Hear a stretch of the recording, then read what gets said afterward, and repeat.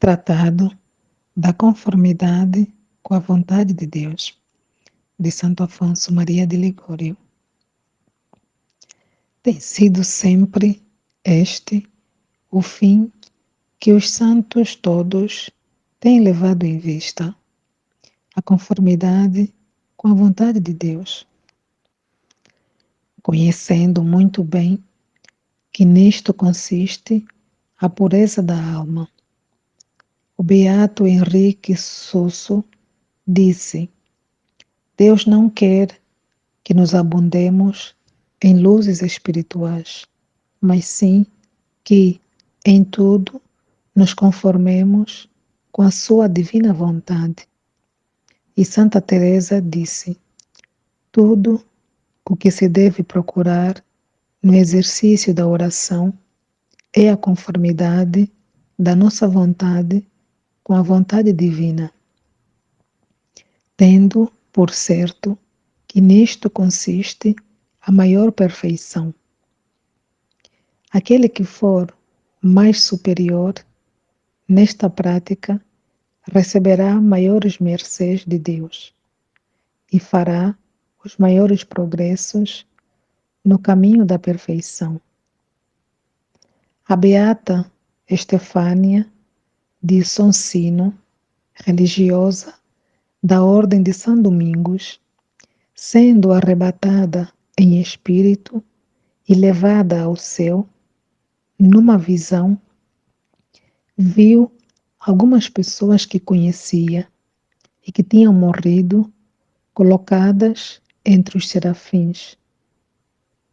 E lhe foi dito que tinham sido exaltadas a tão alto grau de glória em consequência da sua conformidade com a vontade de Deus, enquanto estiveram sobre a terra.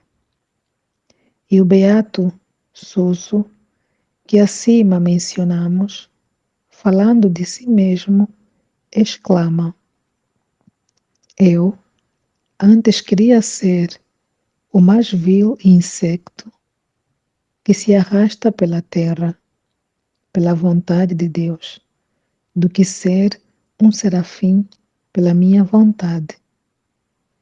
Nós devemos, neste mundo, aprender dos santos que estão no céu, a maneira de amar a Deus, o nosso puro e perfeito, o amor puro e perfeito que os bem-aventurados no céu têm para com Deus, consiste em uma perfeita união da sua vontade com a vontade divina.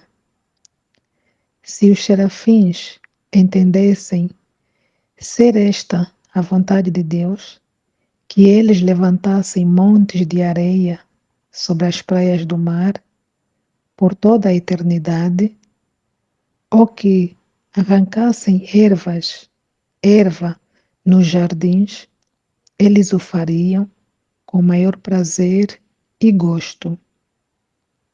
E mais ainda, se Deus lhes dissesse que seriam queimados no fogo do inferno, eles desceriam imediatamente ao abismo para cumprirem a vontade divina.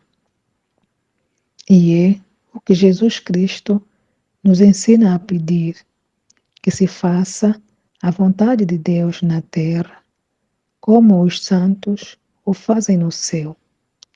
Mateus 6:10. Nosso Senhor chama a Davi um homem segundo o meu coração, porque cumpriu todas as minhas vontades. Atos 13:22.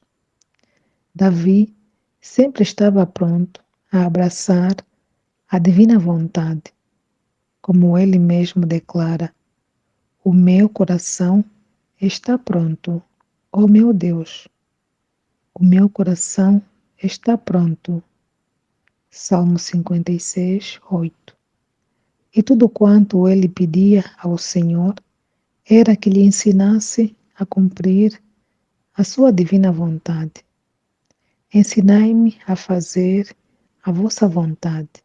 Salmo 142, 10.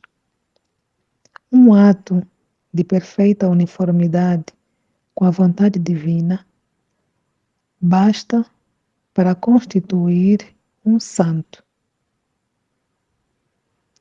Veja-se São Paulo. No tempo em que era o perseguidor da Igreja, foi iluminado e convertido por Jesus Cristo. E depois, como ele procedeu? Que disse: tudo quanto fez foi oferecer-se à divina vontade, dizendo: Senhor, que quereis vós que eu faça? E o Senhor lhe declarou que seria um vaso. O Senhor lhe declarou que seria um vaso de eleição e o apóstolo dos gentios. Atos 9, 15. Aquele que entrega a Deus a sua vontade, entrega-lhe tudo. Quem dá os seus bens em esmola, o seu corpo às disciplinas e o seu alimento ao jejum, dá uma parte do que possui. Mas aquele que entrega a Deus a sua vontade, dá tudo e pode dizer: Senhor, eu sou pobre, mas eu vos dou tudo quanto possuo, dando-vos a minha vontade, e nada mais tenho para vos dar. É isto só que Deus espera de nós. Filho, diz Ele a cada um de nós, dá-me o teu coração, isto é, a tua vontade. Nos diz Santo Agostinho, não podemos oferecer a Deus coisa mais agradável do que dizer-lhe: Senhor, tomai posse de nós, nós vos entregamos a nossa vontade, fazei-nos saber o que exigis de nós, o que exiges de nós, e nós o cumpriremos. Se, pois, queremos dar um grande prazer a Deus, devemos conformar-nos com a sua divina vontade, mas não só conformarmos-nos, porém unirmos-nos aos seus mandamentos, conformidade que expressa a união da nossa vontade com a vontade de Deus.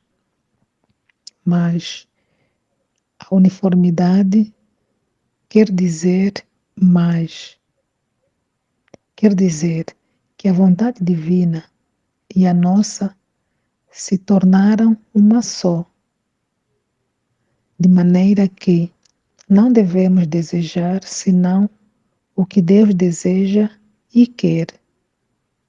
É esta a maior perfeição, a qual devemos aspirar. Este deve ser o objeto de todas as nossas ações, de todos os nossos desejos, meditações e orações. Para isto, devemos pedir o socorro do nosso anjo da guarda e santos, nossos advogados, e, sobretudo, a proteção da Santíssima Mãe de Deus, a qual é a mais perfeita entre todos os santos, e porque foi quem mais perfeitamente abraçou a vontade divina em todas as ocasiões.